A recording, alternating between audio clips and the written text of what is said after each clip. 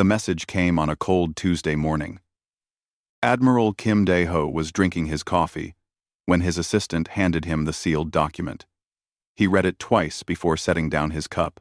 The Galactic Council had summoned humanity to answer for crimes against peace. Kim had served in the Navy for 40 years.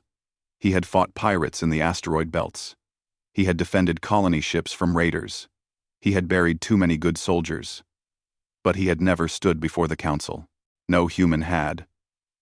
They were a myth to most people on Earth.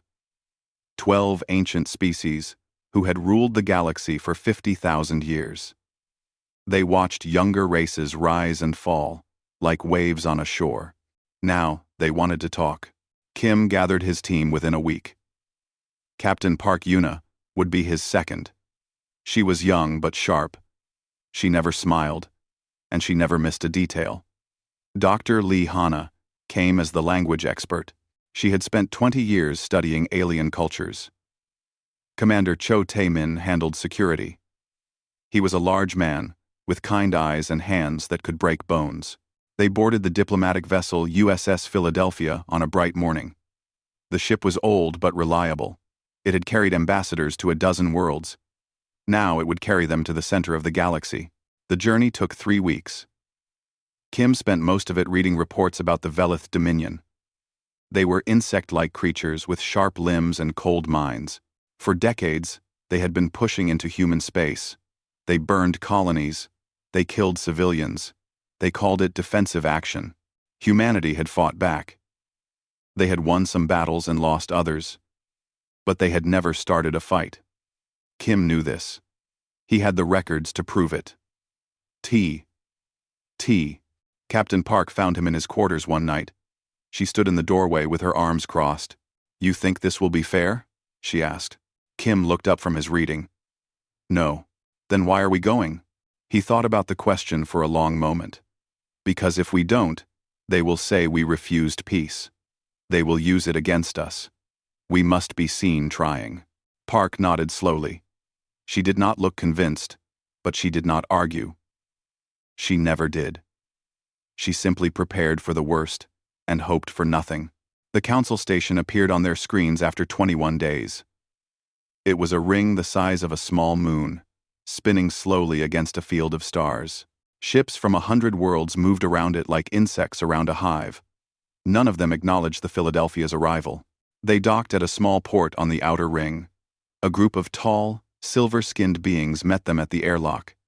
They did not introduce themselves. They simply gestured for the humans to follow. The station was beautiful and cold. The halls were made of something like glass. Light came from everywhere and nowhere. Other species walked past them without a glance. Some had too many legs. Some had no legs at all. One creature floated past, like a cloud of smoke with eyes. They were taken to a small section of the station. Their quarters were simple rooms with hard beds and no windows. A guard stood at every exit. "We are guests," Dr. Lee said quietly. "But we are also prisoners." Kim did not disagree. That evening, they were brought before the High Arbiter. He was a being made of living crystal, tall and sharp. Light moved inside him like trapped lightning. His voice was like stones grinding together. "Admiral Kim Dae-ho," the Arbiter said, "you represent the species called humanity." "I do. You will present your case in 3 cycles. Until then, you will remain in your quarters. You will not wander. You will not speak to other delegations. Is this understood?" Kim felt his jaw tighten. Understood. They returned to their rooms in silence. Commander Cho swept every corner for listening devices. He found 7 in the first hour. He left them in place. Removing them would only bring more. Late that night, Dr. Lee came to Kim's door. "I found something," she whispered. She showed him her tablet. The message was in a Velith dialect, but Lee had translated it. Kim read the words slowly. The council had already made its decision. Humanity would be ordered to give up the periphery worlds, the colonies they had built, the homes they had made, Everything. The Velith would take it all, and the council would call it justice. The talks were not talks at all. They were a show, a performance for the galaxy to see. Humanity would be painted as the aggressor, and the Velith as victims defending themselves. Kim stared at the message for a long time. Outside the window, alien ships moved through the darkness. Somewhere out there, the Velith were preparing, waiting. Captain Park appeared at his side. She had read the message too. "Orders, sir." Kim closed his eyes. He thought of Earth. He thought of the colonies. He thought of the soldiers who had died, believing they were protecting something worth protecting. "We play their game," he said finally. "For now, we present our case. We show the galaxy who we really are. And when the time comes to act, we will be ready." Park nodded once. Her hand rested on her sidearm. They would go through the motions. They would stand in that chamber and speak the truth. But Kim knew, deep in his bones, that words would not save them. Only strength would. And humanity had plenty of that. The Grand Assembly Chamber was the largest room Kim Dae-ho had ever seen. It stretched upward into darkness. Seats rose in circles around a central platform, filled with creatures from across the galaxy. Thousands of eyes watched as the human delegation walked to their place. Kim felt small. He was meant to feel small. That was the point. The High Arbiter stood at the center, his crystal body catching light from above. 12 seats surrounded him in a half-circle. These were the council members, the oldest and most powerful species in known space. They looked down at the humans like scientists studying insects. "The matter before us," the Arbiter announced, "concerns the aggression of humanity against the Velith Dominion. The humans will present their defense." Kim stepped forward. His boots echoed on the smooth floor. "Honored Council," he began. "I thank you for this opportunity to speak. I will present the truth. I ask only that you listen." He activated his display. Images appeared in the air above him. A burned colony. Bodies in the streets. Ships torn apart in space. "This is New Geneva," Kim said. 3 years ago, Velith forces attacked without warning. They killed 4,000 civilians, men, women, children. They took nothing. They simply destroyed. He moved to the next image. Another colony. More bodies. "This is Port Horizon. 2 years ago. 6,000. Dead." Another image.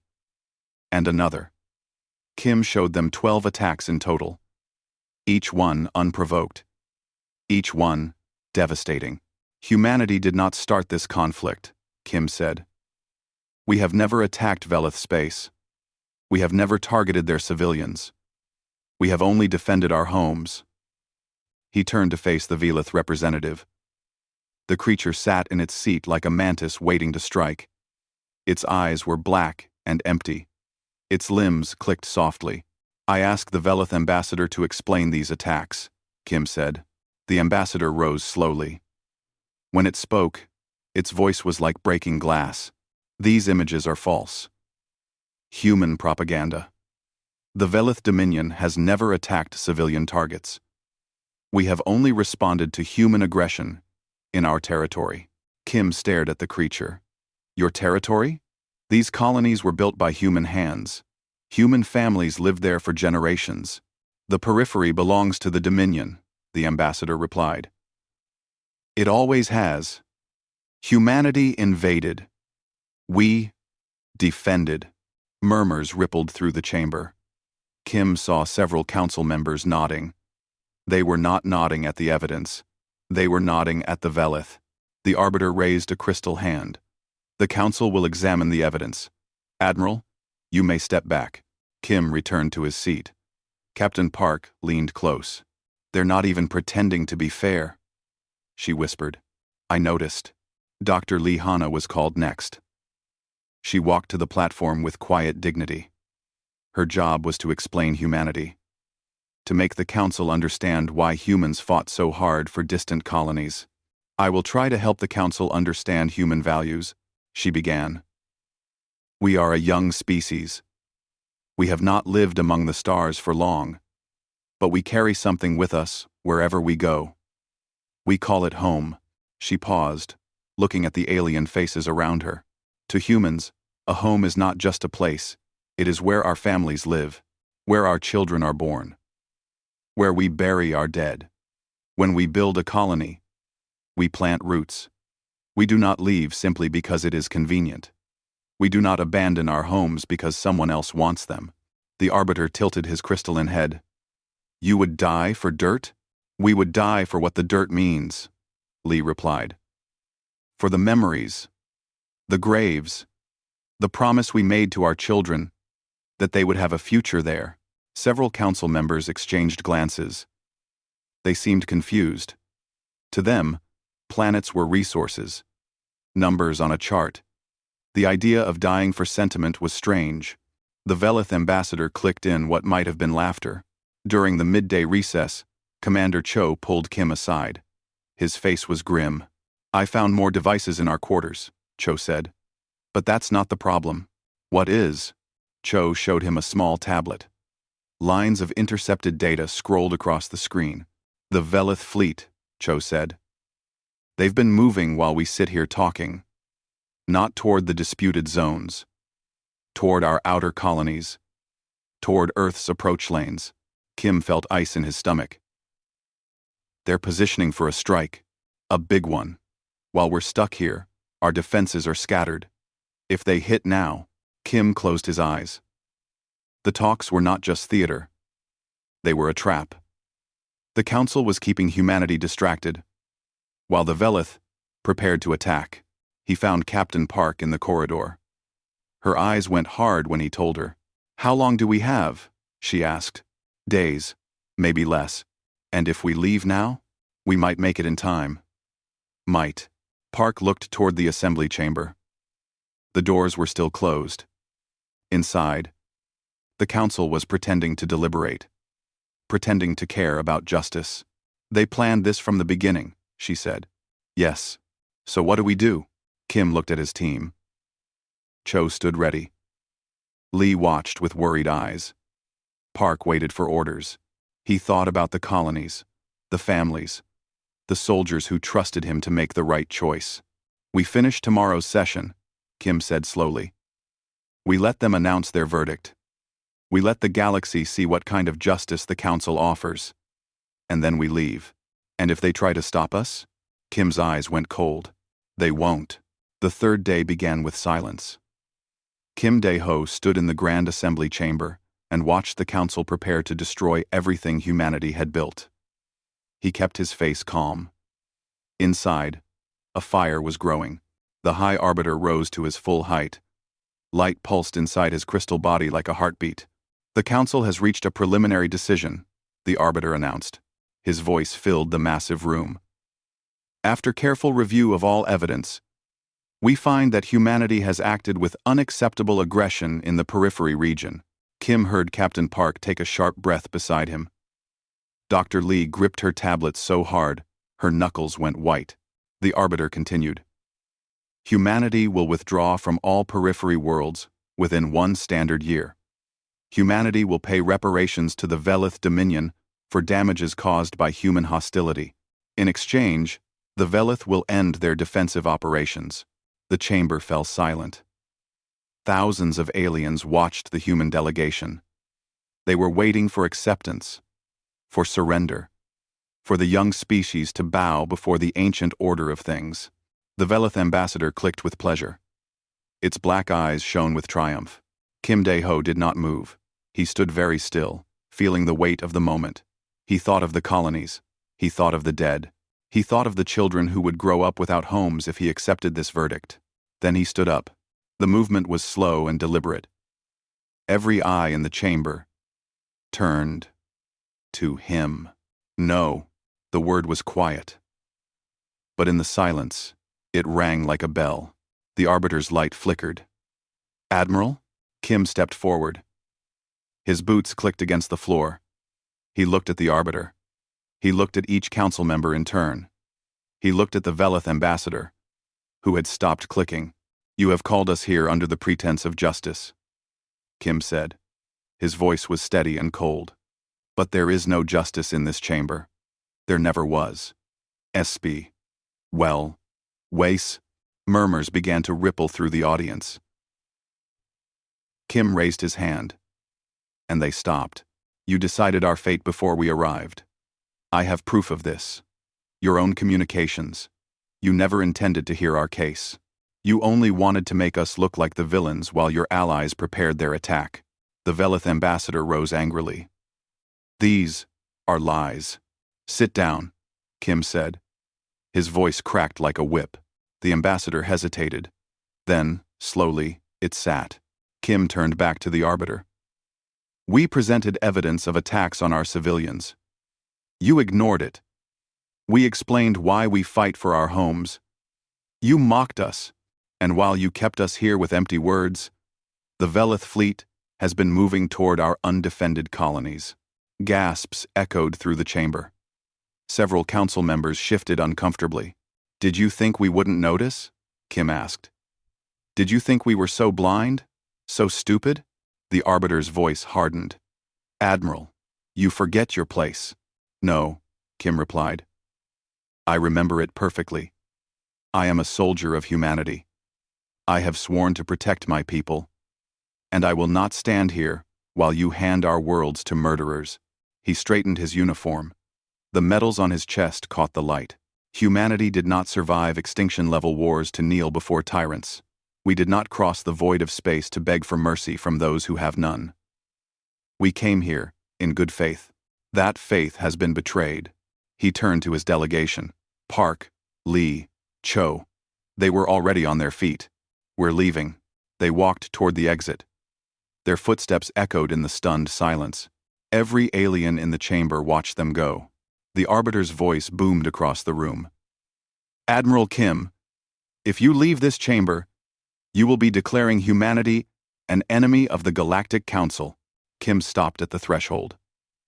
The massive doors stood open before him, showing the corridor beyond. Freedom, danger, war. He looked back over his shoulder. His eyes met the arbiter's. "We were already your enemy, Arbiter.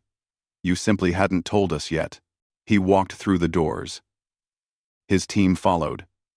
Captain Park was at his right. Commander Cho at his left.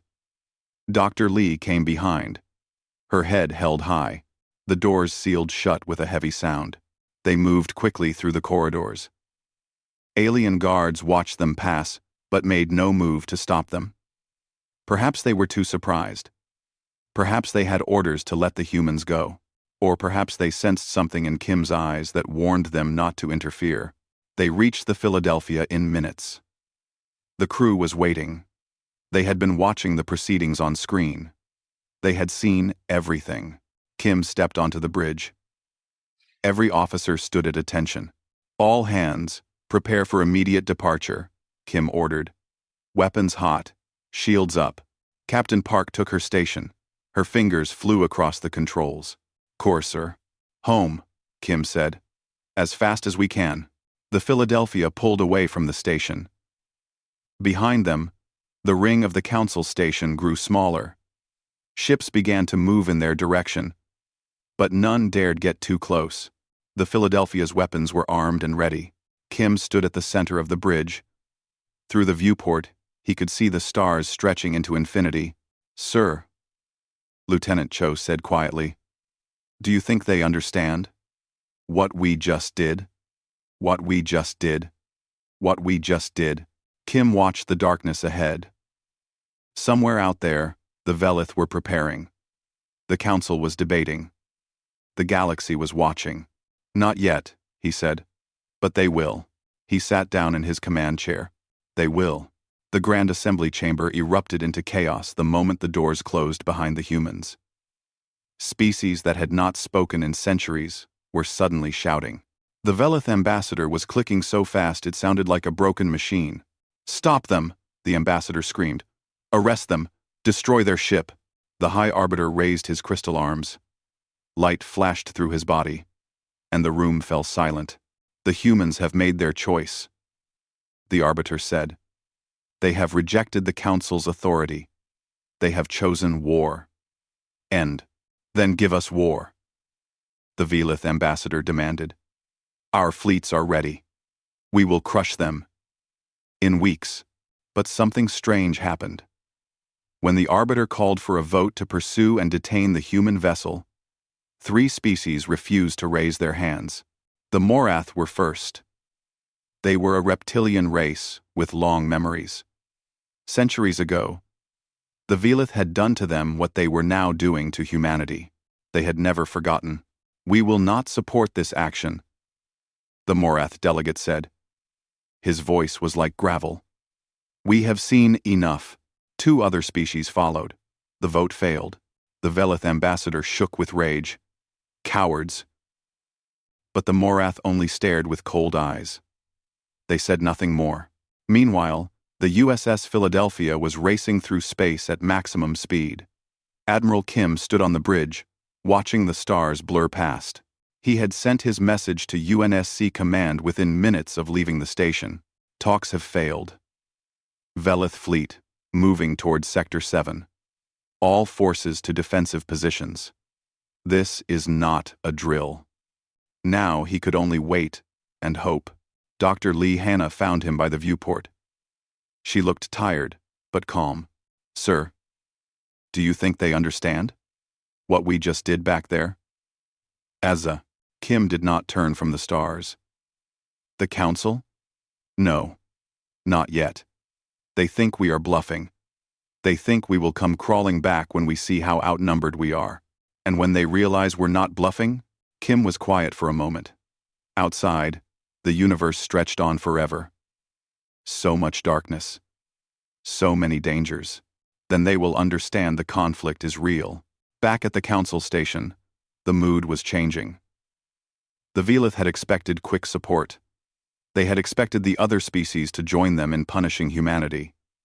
Instead, they found doubt. Counselor Veth was an ancient creature. He lived in a tank of warm water, his body soft and slow. He had watched empires rise and fall. He had seen the Velith grow from a small hive into a dominion, and he had seen the way they treated those weaker than themselves. Now he watched the doors where the humans had walked out, and he felt something he had not felt in a long time.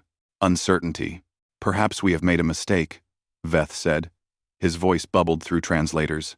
The Velith ambassador turned on him. A mistake? They are insects. They have a handful of colonies and a primitive fleet. They are nothing.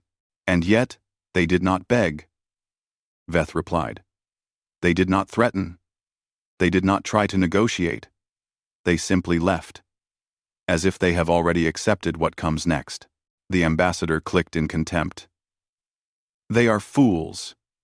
When our fleets destroy their worlds, they will learn their place. Veth was silent for a long moment. Then he spoke again, and his words carried across the chamber.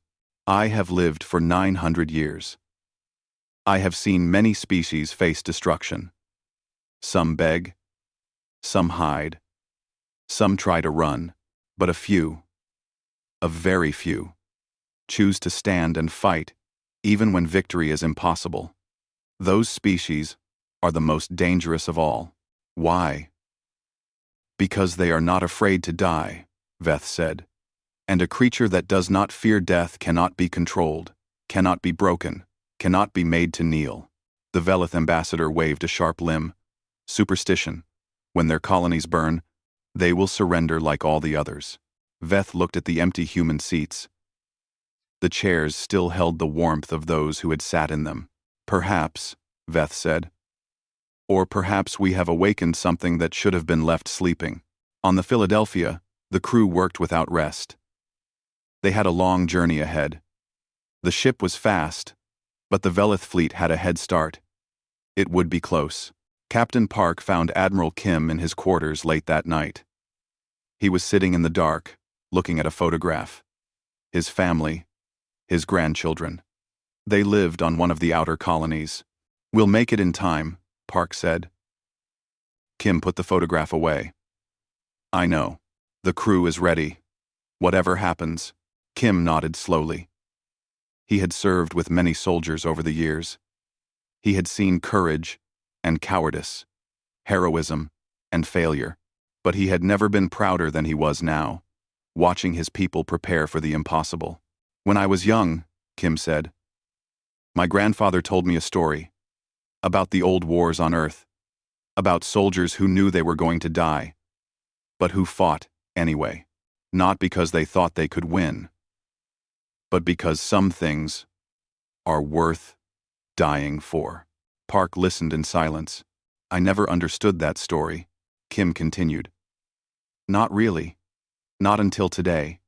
When I stood in that chamber and looked at those creatures who thought they owned the galaxy, I finally understood." "What did you understand, sir?" Kim stood up. His eyes were bright in the darkness. "That humanity will never kneel. Not to the Velith. Not to the Council. Not to anyone. We would rather burn than submit. And when our enemies finally understand that," he walked to the door and paused, "they will learn to fear us." The stars waited outside. The darkness was deep and endless. But somewhere in that darkness, humanity was preparing to fight. And the galaxy was about to learn what that meant. The Velith fleet arrived at New Busan on a Tuesday morning. 200 warships darkened the sky. They came expecting a quick surrender. They came expecting fear. They found Commander Cho Tae-min waiting for them. The 7th Defense Fleet was small.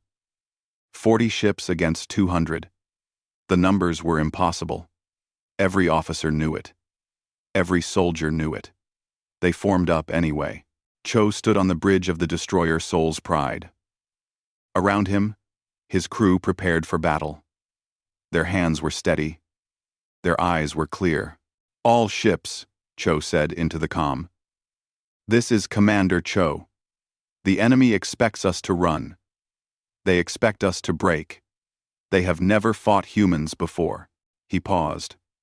On the view screen, the Velith fleet grew larger. "Today, we teach them what we are.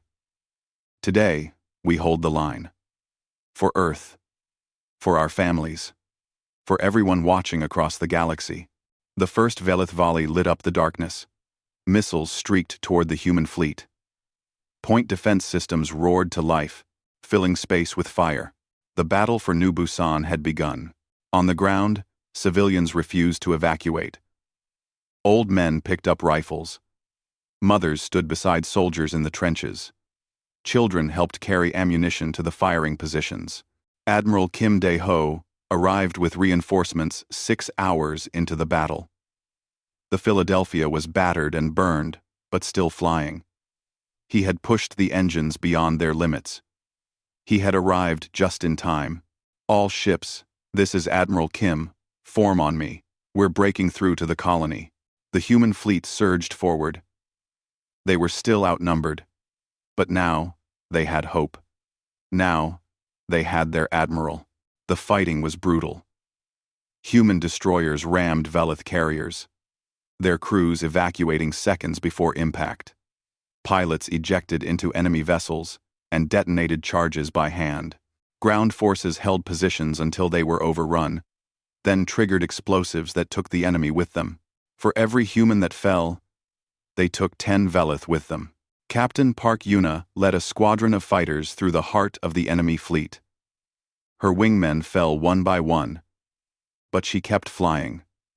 She destroyed 3 enemy cruisers before her ship was finally hit. She managed to crash land on the colony surface and walked 5 miles to the nearest human position, a piece of shrapnel in her leg. She picked up a rifle and kept fighting. Dr. Lee Hanna worked in the field hospital. She had never held a weapon, but she saved 17 soldiers that day. When Velith forces broke through the perimeter and attacked the hospital, she led patients to safety through underground tunnels, carrying 2 wounded soldiers on her back. And through it all, Admiral Kim commanded from the bridge of the Philadelphia. His ship was hit again and again. Systems failed. Fires broke out. But he never gave the order to retreat. "They believed we would scatter," he broadcast to his fleet. "They believed we would break. Show them what humanity is made of. Show them that every world we claim with blood and fire, and unbreakable will. His voice carried across the colony. Soldiers heard it in their trenches. Civilians heard it in their shelters. And they stood a little taller. We do not kneel. We do not flee. We hold the line. After 18 hours of fighting, the Velith offensive stalled. After 24 hours, it began to retreat. Their commanders could not understand what was happening. They had superior numbers. They had better weapons. But the humans would not stop fighting. The news spread across the galaxy like fire. Every species watched footage of the battle. They saw human soldiers singing as they marched into impossible odds. They saw civilians standing beside their military. They saw a species that would rather die than surrender. In the council chamber, the High Arbiter called an emergency session. The Velith demanded reinforcements. They demanded the other species join their war. But the Morath withdrew their support. Then the Water Dwellers. Then, 2 more species. The coalition was falling apart. Councillor Veth addressed the assembly. His old voice carried a new weight. We treated humanity as a nuisance. We allied ourselves with aggressors because it was easy. And now we see the result. The humans are not insects to be crushed. They are not primitives to be conquered. They are a force that must be respected or destroyed. And I do not believe we can destroy them. The Arbiter's light flickered. What do you suggest? Veth looked at the empty Velith seat. Their ambassador had fled back to the Dominion, which was now tearing itself apart. The failed campaign had exposed their weakness. Their subject species were rebelling. We hope they are willing to talk again, Veth said. And this time, we listen. 6 months later, Admiral Kim Dae-ho stood once again before the Galactic Council.